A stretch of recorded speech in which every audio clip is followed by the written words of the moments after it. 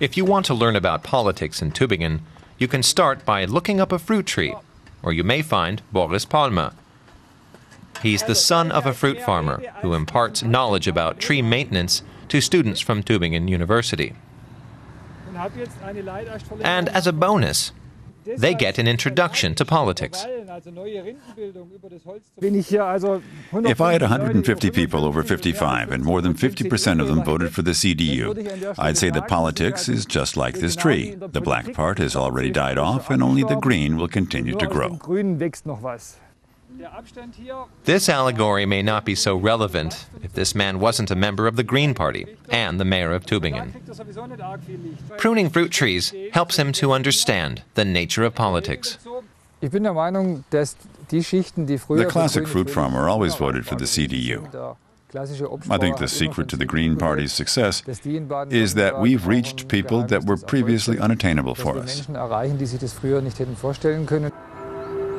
Tübingen has been governed by the Greens for 6 years, even though it seems like a very conservative place at first glance. Traditionally Swabian, and with a population of only 80,000, it's often assumed the residents must have conservative values to match. In reality, Tübingen is a green microcosm. The town is populated with 30,000 students and plenty of academics working for the public sector. These are exactly the people who tend to vote green, and they make up the majority. In Tübingen, we're used to tackling projects that can be implemented. I don't think that's the case everywhere else. Since we've had governmental responsibility in Tübingen, we've really noticed that the ideas we push forward can actually become reality. When green politics become reality, it leads to new districts like this one. The town supported alternative housing being built on the site of abandoned barracks. Families moved in as energy-efficient housing and organic supermarkets sprang up. It's a district tailored to green awareness and conservative values. It's a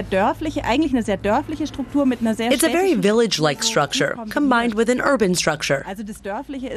People know each other, there's a lot of social control. The children can run around, and you meet someone on every corner. I really noticed that people consciously come to live here. No one was born here. You move here. There are a lot of young, educated people who prefer an alternative lifestyle. If you feel comfortable with it, it's great.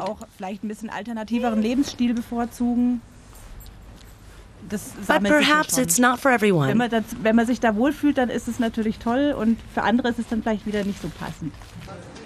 Home, security, and community.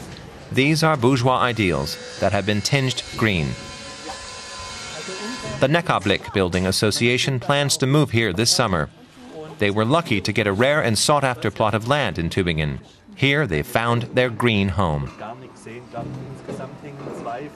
The flats are warmly insulated. We'll have low energy costs. Proximity to the town centre is also important, as is the integration of different demographic groups.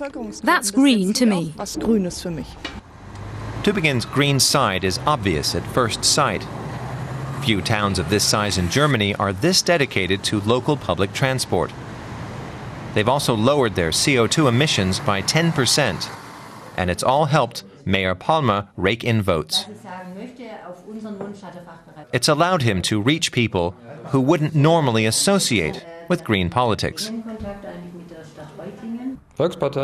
People's Party? I think we're already a People's Party. If you ask who we're addressing, we're addressing the whole population. We're not an avant-garde or youth movement anymore. Palmer stands for the green bourgeoisie and is not against forming coalitions with like-minded parties. The CDU have taken up many green positions. The CDU has pulled down the barriers between them and the Greens, and I don't know why we should act as though that didn't happen. That was our success. We've changed the Republic, and even more so, ourselves. Or, to stay with the fruit tree metaphor, you have to prune some branches to give the tree room to grow in all directions.